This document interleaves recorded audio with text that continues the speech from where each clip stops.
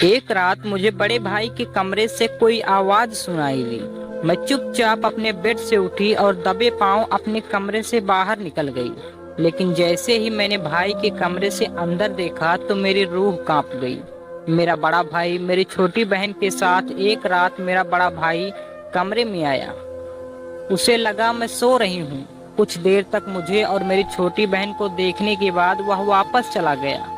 थोड़ी देर बाद मेरी छोटी बहन भी बेड से उठी और कमरे से बाहर चली गई। यह सब देखकर मुझे बहुत अजीब लगा, लेकिन मैंने इस पर ज्यादा ध्यान नहीं दिया और सो गई, क्योंकि मुझे पता था कि मेरे भाई की नजर हर वक्त मेरे ऊपर बनी रहती है।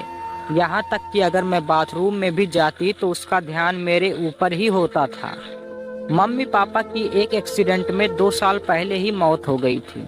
तब मैं 16 साल की थी और तब से मेरा बड़ा भाई, जो उम्र में मुझसे 10 साल बड़ा है, वह मेरी और मेरी छोटी बहन की देखभाल कर रहा था। उसका नाम रघु था और वह हमारे शहर के ही एक प्राइवेट बैंक में मैनेजर था। वह मुझसे तो अब ज्यादा बात नहीं करता था, लेकिन मेरी छोटी बहन, जिसका नाम पल्लवी था, जो 15 साल की थी, उससे उसका खूब बनता था। एक रात मेरी आंख खुली तो मैंने देखा कि मेरी छोटी बहन बेड पर नहीं है।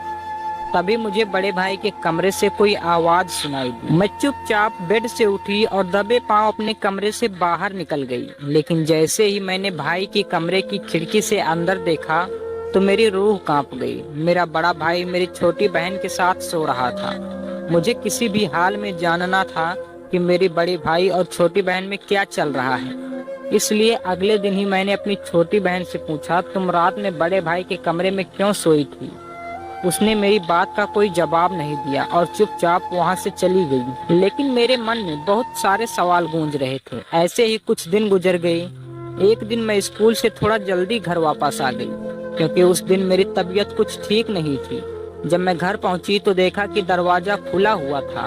उस दिन मेरी छोटी बहन स्कूल नहीं गई थी और मेरे बड़े भाई को भी बैंक से छुट्टी थी। इसलिए मुझे लगा शायद वह दरवाजा लगाना भूल गए होंगे। मैंने दरवाजा खोला और सीधा घर के अंदर आ गई। घर के अंदर आने के बाद मैंने अपनी छोटी बहन को आवाज लगाई, लेकिन कोई जवाब नहीं आया। मैं अपने कमरे में गई तो पल्लवी वहां पर भी नहीं थी। मैंने अपना बैग अपने कमरे में रखा और अपने भाई के कमरे में गई। लेकिन जैसे ही मैंने भाई के कमरे का दरवाजा खोला, मेरे तो होश उड़ गए। मेरी बहन बेहोशी की हालत में बेड पर पड़ी हुई थी।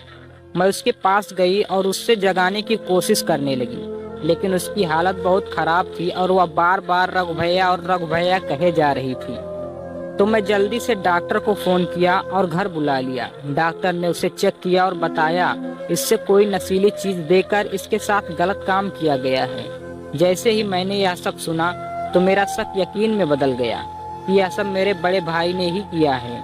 इसलिए पल्लवी भी बार बार उसका नाम ले रही थी। मैंने फोन करके पुलिस को सीधा घर बुला लिया। पुलिस घर आई तो मैंने उन्हें अपने बड़े भाई की हरकतों के बारे में सब कुछ बता दिया। तभी मेरा भाई भी घर पहुंच गया और पुलिस वालों ने उसे गिरफ्तार कर लिया और जेल ले गए। जाते वक्त मेरा बड़ा भाई मेरी तरफ किस तरह देख रहा था, जैसे उसे कोई अफसोस हो और वह मुझे कुछ बताना चाहता हो। लेकिन मेरी छोटी बहन के साथ यह सब करने के बाद तो मैं उसका चेहरा भी देखना नहीं चाहती थी। 2 दिनों तक हॉस्पिटल में एडमिट रहने के बाद पल्लवी को होश आया। उठते ही पल्लवी ने मुझसे पूछा कि बड़े भैया कहाँ हैं। उसके मुंह से बड़े भाई के बारे में सुनते ही मुझे बहुत गुस्सा आया। मैंने उसे लताड़ते हुए कहा, तुम्हारे साथ इतना सब कुछ करने के बाद भी सबसे पहले तुम उसी के बारे में पूछ रही हो जिसने तुम्हारी जिंदगी बर्बाद कर दी। यह सब सुनते ही पल्लवी की आंखें भर आई। उसने मुझे बताया कि इसमें बड़े भैया की कोई गलती नहीं है, यह सब तो मेरी अपनी गलती की वजह से हुआ है। उस दिन भैया को अचानक किसी का फोन आया और वह घर से चले गए। तो मैं घर पर अकेली बैठे बैठे बोर हो रही थी, तो मैं अपनी सहेली के घर पर चली गई। मेरी सहेली घर पर नहीं थी और उसके भाई ने मुझे झूठ बोलकर अंदर बुला लिया और फिर डरा कर मुझे नशीली चीज पिलाने के लिए मजबूर किया। उसके बाद मेरे साथ जबरदस्ती गलत काम किया।